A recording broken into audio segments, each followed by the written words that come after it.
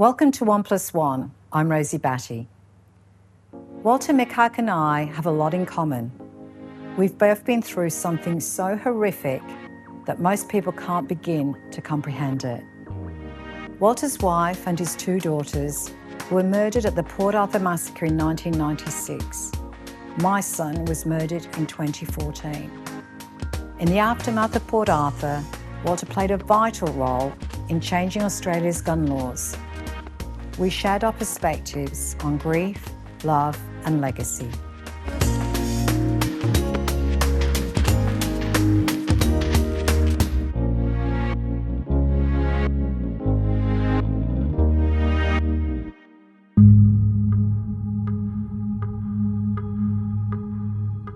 Tasmania's Port Arthur has become the scene of Australia's worst massacre. A lone gunman, armed with a high-powered rifle, began firing randomly. I mean, it was just callous. It was just the most ridiculous thing.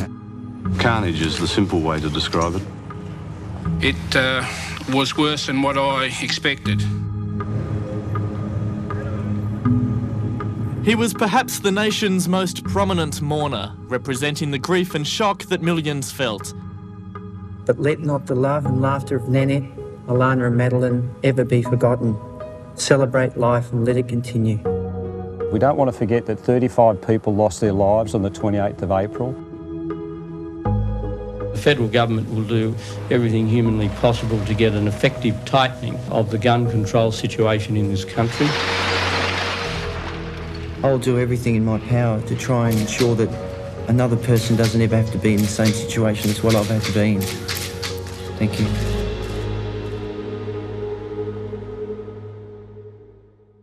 Walter Mikac, welcome to 1+1. Thank you, and it's an absolute pleasure to be here. Thank you. Walter, we've been going to connect for quite some time. Yep. We're both part of a club that no one wants to join. You've been an example to me of someone I can look to as a survivor. The tragedies we've both been through was so public. Our grief was so raw. It was on every headline. It was on all the TV screens. How did you deal with that? Well, I mean, as an ordinary person being thrust into that extraordinary circumstance was really confronting. Obviously, the most confronting part of it is what had happened to my family. And probably the best example of that is at the first anniversary, I wanted to go to Port Arthur. I thought, I'm not going there on the day. I went the day before and found the next day in the newspaper is a photo of me sitting at where they died. So in that moment, you still didn't have the respect to give you the privacy. And it wasn't even on the day. It was the day before someone's planted a photographer somewhere in the bush around there. So that really then, because I thought, what happened on that day, I can't change that. But, this is the media doing things that you go, how would you do that to your family member or someone who you know? It was, it really is very confronting and very perplexing as to why people are doing this. You have to learn from those experiences and say, okay, it's going to be somewhere, if I'm going to do some sort of piece, it's got to be for a reason. It's got to be so that we're advocating for stronger gun laws, that we want to stop domestic violence, that we want to change people's view about what happens in the world to try and make it better. So it's on your terms. Correct. And tell me about your wife and daughters, Walter. Who were they? Alana was, I know parents say that their children are pretty amazing. She was just incredibly compassionate and very empathetic, could put herself in other people's shoes. So I don't know whether she would have followed in her mum's footsteps and maybe done nursing. I think she probably was bound for, maybe some advocacy but was just, just a pleasure to be with. Maddie was 3, so she wanted to be involved in everything. So whenever Alana was doing something, it was like, me too, I want to do that, I'm coming. So I would sometimes go for a run on the beach down there, down at White Beach, and it was about 3K. So I'd say, okay, we'll all run together. If you can't run, when we get to the log, which is about half a K away, you can sit there and wait. So, I mean, this is the innocence of where we were living, that you could leave 2 young children on the beach and there's no one else around. And I'd run up and then run back. And then Lana would run a bit further. Maddie'd be just sitting there with a finger in the mouth, sucking on a finger. Well, Nanette she was definitely one of a kind. I've been looking at a few photos recently at my parents' place, and pretty unique and very protective and very family oriented. So, a wonderful mum, a great mum, yeah, incredible. Just devoted herself to the children, and just was fun to be around. Like you wake up each day and you don't know exactly what you're going to get. It makes for looking forward to each day. So that was really good. She also worked she was a nurse, which is how we met at the Austin Hospital.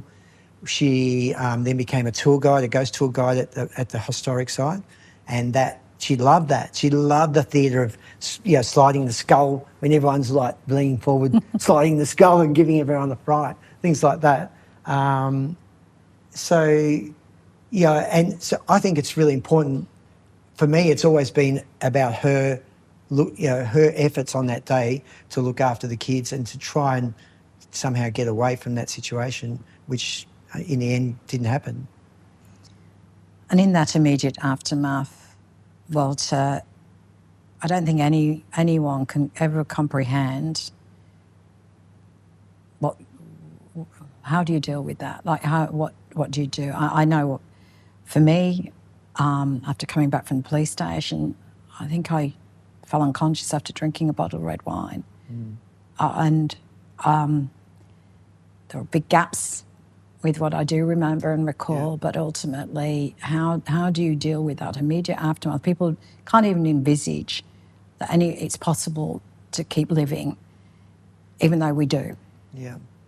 How do you recall those moments? Well, I recall one of the most unusual parts is that on the Monday, after I'd been to see them at the site and said my goodbyes, and physically be able to accept that seeing what happened and knowing no matter what I do, whether I take my life, whether I decide I don't want to have anything to do with the world, it's not going to change that fact. And it's a difficult thing, but it's also very strong because, then I can do something to make some change happen, hopefully, so that other people are not in that situation. And that was that to me became a pretty strong driver. How did the loss affect your relationship with others around you? Yes, that's a really interesting study into humanity, really. Yeah. Because some people who are close personal friends, especially with our children in Tasmania, I actually never heard from again and never have. Others who you thought were more on the sidelines were those compassion people who stepped up and said, I want to help you here, whatever you ask of me. But it's you just don't feel as though the world should be continuing. You just sort of want it to stop, or in some ways.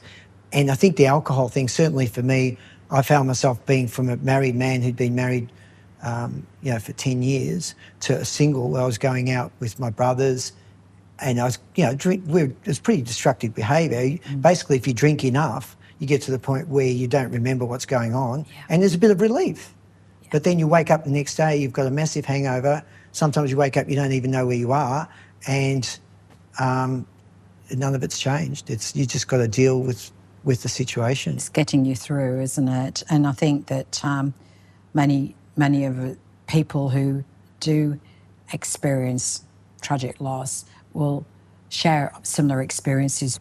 At the time when the worst thing had happened and you think the world can be a really dangerous and horrible place, you also experience tremendous kindness and the best of people too. So you really, I feel very fortunate in a very unfortunate situation to have had those experiences and continue to be able to appreciate people's genuine kindness. Yeah. and thought for you. Like in the community, certainly in Tassie, people, the meals just kept coming. It was just like a procession, and people offering help and wanting to. It does make you realise that there's so many good people in the world, so many more than there is bad or who don't care really. For me, I never thought about killing myself. I just wanted to die. But that became more strong 3 years after losing Luke. And I remember being in a taxi in Sydney, and I was rushing here, rushing there, and I pushed open a taxi door, and a bus came past and took it off its hinges. And I sat there, and that was the moment where I couldn't work out whether I was relieved to still be here or disappointed I hadn't died. And that was 3 years when I just, this is too hard. Yeah. Well, this pain will never go. It is too hard. Mm. I would say that in those early days, I really didn't care. I was pretty reckless. I didn't care if I lived or died. Yeah. So that I didn't necessarily go out there saying I'm going to kill myself, but I'd take risks, do risks, and go, oh, maybe I wasn't meant to. And then, I suppose that also came the realisation that if I'm still here, there's got to be a reason, and I've got to do something with that reason. Moving through, what emotions did you feel that maybe people didn't expect to see, that may have judged you for? Well, I mean, for example, when I was going out with my brothers, there was this thing that, oh, Walter must be fine because he's out there, he's laughing, he's drinking, he's doing these things. But that was purely just a way of trying to pass the time away and trying to get through to the next day, really. But some of the other things were obviously anger. People in the community would say, oh, this person, we've always known this person was weird, that, all these things. And you go, well, hold on, if everyone knew this, why did no one act? How was that able to happen? How was that person able to then go and buy the $5,000 worth of firearms and then plan this whole thing? That was really angry at that. And so obviously the gun, that was the big question, is how could one person cause all that carnage? And the question just kept burning in my head. Is like, how can one person do this? How can no one interrupt them? How can no one get to this person when he's doing all this? And then get in a car and move somewhere else, then go somewhere else and go somewhere else. And I mean, if you've got a weapon that fires 20 shots per second, that's why. We've got to change that. And I commend John Howard, because on my trip back to Melbourne for the funeral, I just wrote, I thought, I'm on the plane, I've got nothing else to do, I'm just going to write a letter as a one page, and I faxed it to his department that day. And the day before the funeral, there's a phone call, and my brother said, oh, well, I think you're coming to come on the phone. I said, no, tomorrow's the funeral, I'm going to bed, I don't want to talk to anyone. And it was him. And John said, look, can I read this letter at the police ministers' meeting? Because there's some states that don't want to go along with this. And, and that was even more startling. How could you have 35 people killed and you don't want to change anything about what happens in this country? So that's one thing I feel that's probably the most thing I feel most proud about, is that we've changed the world. We've changed the way people look at firearms and hopefully domestic violence as well in Australia. People saw you as a symbol of a movement for tighter gun control in Australia. Did you choose to be that person, or kind of were you thrust into being that person? Well, I suppose I was thrust. I mean, that letter was probably if you look at it, is like the wick that was lit. I didn't really want to be thrust into that. I really probably wanted to just retreat back to my life in Tassie and the quietness, and to be able to lick my wounds and somehow try to make a life again. But I remember being invited to go to Sydney for a rally about 6 weeks later in the Domain. And I thought, I didn't want to, but I thought, I've taken that first step and I've put my hand up, and I need to put my hand up again. even though I'm standing on this stage, and when we got there was 3,000 people out there. I'm going, oh my God. And I thought, I've been given a voice. It's now my time to really use that at the moment where public sentiment's at its strongest. And, you had unilateral agreement, on the political front with Kim Beazley and everyone, right across the board. And yet I don't think that's happened again since then. To see in July where all those guns were being pulped, there was real change. 2,000 guns headed for the furnace, the first weapons in Australia to be destroyed under the buyback scheme. You never mention the gunman's name. Why is that? I don't think he needs to be remembered or recognised alongside the courage of those people who died that day, alongside the people who worked at the site who had to see that happen or died. And I'd be very happy for that to be the case all the time in the media, because there's been a movement where that non-recognition of people who do these events are not spoken about, not by name, and that no notoriety movement continue. In many ways, I think the best outcome for me was that the police did shoot Luke's father dead that night. He had engineered that would be the case. So I haven't had to deal with the ongoing knowledge that he's still alive. Have you ever been tempted to go and see that person or think about him in any way? Or I thought about it a lot in the time straight afterwards. I thought about grandiose ideas like, driving my car through the fence of the prison, things like that. But again, it was like, it's not going to change it. It's not going to change it. And then and then it became a case of like, I really don't want to have focus on that person at all.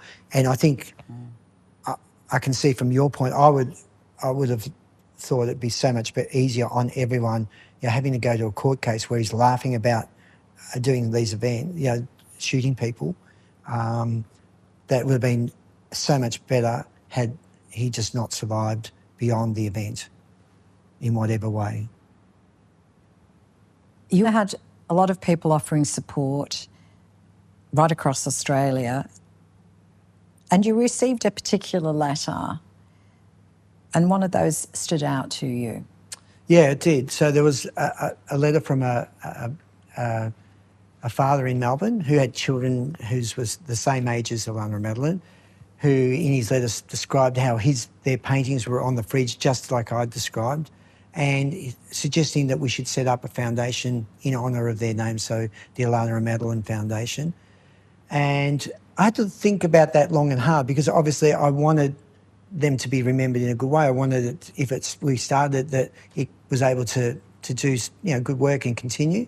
It's hard to know in that moment, I guess, exactly what the foundation would be setting up exactly to do. You just know you want the name of your children to be reflected in the foundation, but the true essence of what the foundation is going to do. Yeah, and in some ways that's like the medicine that keeps their names out there alive and spoken about. So, I was, and it's morphed really from then, because our charter initially was just to help children who've suffered from violence or loss of family. And, obviously technology's changed, so all of a sudden online bullying became a really big thing, and a lot of our focus is on that area. And, the foundation's gone from that little idea, one person's letter, to this thing that we've helped over 2.9 million children in that time. So I have to sometimes pinch myself to think that we've got to that point, and that we continue to, hopefully, if people help out, people volunteer, people run their own events.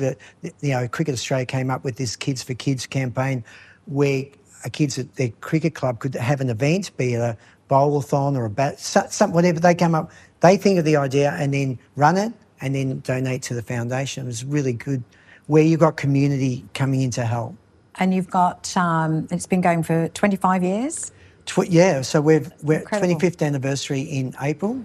I set up the Luke Batty Foundation, and I know many other people who've also experienced significant tragedy, and it seems to be something that we feel compelled to do, to set up a foundation.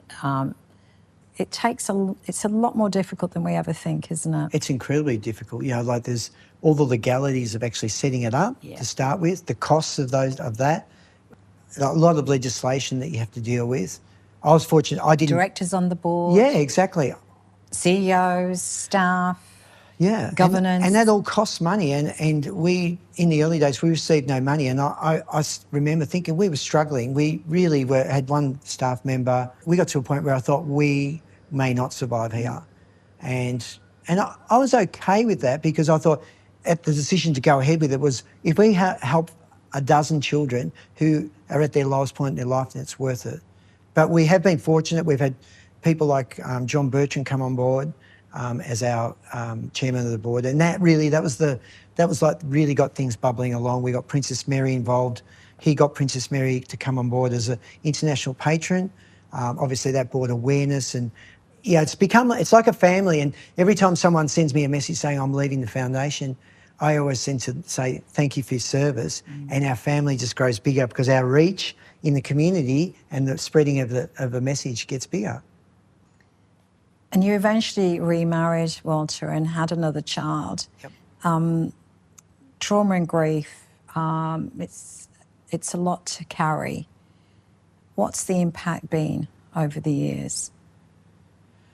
Well, I mean, obviously having had another daughter has been probably beyond what happened, the happiest day of my life. But it makes relationships more difficult, because obviously they're painted with what's happened in the past, and and being a parent again, obviously then you become ultra protective, and you have to really. I've had to really work hard to let go, to just say I want you to just have a normal life, to not have that the focus of that happen to you, and to necessarily affect how other people's relationships to you are. And how old is Isabella now? So she's 20. She's 20, is yeah. she? Wow. So she'll be 21 this year. And so very similar to what Luke would be. It's hard to imagine he's 20, would be 20, and it's really astonishing to see his friends with deep voices, towering over me at 6 foot plus. and that's difficult sometimes. It is very difficult. Some people come around and they want to show you all the achievements of their kids, or they've had a child, because my girls were a bit older, so as a 32-year-old, some of them have got children. So I'm missing out on grandchildren there. I'm missing out on weddings. I'm missing out on 21st, on all those things. And each time that happens, you go, I wish I didn't have to bear that, but you do. You do, don't you? And it is something there's no end date to that, is there? No. It's with you. It's always with you. I think one of those things that people say is that time heals. I'd have to say, for me personally, the longing to see them is no different today as it was the day after. And sometimes when I go to this, not even to the cemetery, but I just will say to them, I really just want to give you a hug, and hopefully one day I'll get the chance to do that. Tell me about your life now, Walter. After your advocacy, you've done motivational speaking. You're now working as a pharmacist again. Yes, I didn't anticipate that would be the case. I went, after Port Arthur happened, I didn't work in pharmacy for quite a while, about 4 or 5 years. But the opportunity came up to buy into a business in Byron Bay. It's now 12 years. It'll be 12 years this year. And I thought, look, we went up there and tried living there for about 5 or 6 weeks. I love the water. I love the nature and just the freedom there. There's no traffic lights in Byron Bay, so you got to like that.